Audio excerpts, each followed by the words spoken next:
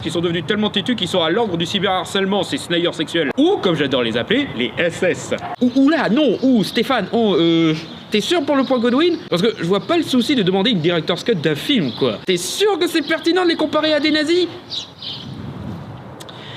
L'hashtag release the Snyder Cut a commencé avec une pétition lancée par Roberto Matta, qui s'est avéré être un gros connard raciste et sexiste, disant que les musulmans sont majoritairement des terroristes et que les femmes peuvent pas être aussi fortes que les hommes, tout en disant qu'elles sont plus violentes et abusives. Ouais, bon, ok, ça pue, mais tu vois, c'est pas parce qu'un connard a lancé le mouvement que tout le mouvement est... Ouvrant donc les portes de la communauté des fans de Zack Snyder et de DC Comics à tous ces potes racistes, fanatiques religieux, Comicsgate et Gamergate névrosés qui se sont appropriés le combat pour pouvoir utiliser la Snyder Cut comme une arme dans une guerre culturelle pour combattre tout ce qui était trop woke selon eux, à savoir des productions de super-héroïnes comme Wonder Woman, Captain Marvel et Birds of Prey. Ouais, mais bon, les guerres de chapelle, tu sais comment elles sont, quoi. On a la même chose chez Marvel. Organisant de véritables campagnes d'harcèlement motivées par des influenceurs comme futur DCEU Warriors Life, Louis Santeno et Fumgum qui lui ne voyait pas le problème de se comparer à un nazi et Kevin Feige à un déporté juif. Bon, ok, il y a un peu plus de nazis que dans la communauté des fans de Star Wars, mais sinon... Certaines campagnes d'harcèlement visaient le producteur Geoff Johns, mais aussi les réalisateurs Matt Reeves, James Gunn, Patty Jenkins et l'actrice Gal Gadot pour avoir osé dire qu'elle n'avait pas encore vu la Snyder Cut,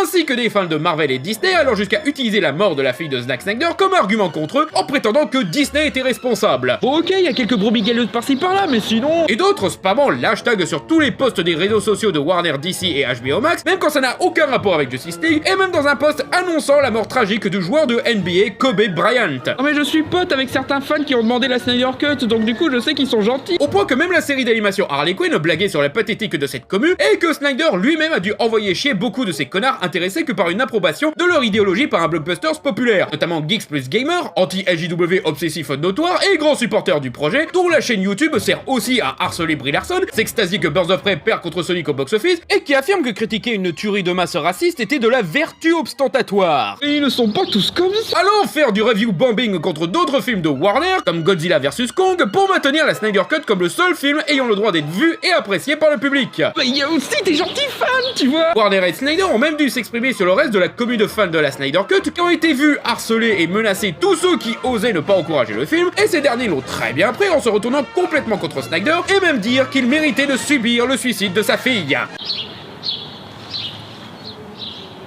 SS, oui.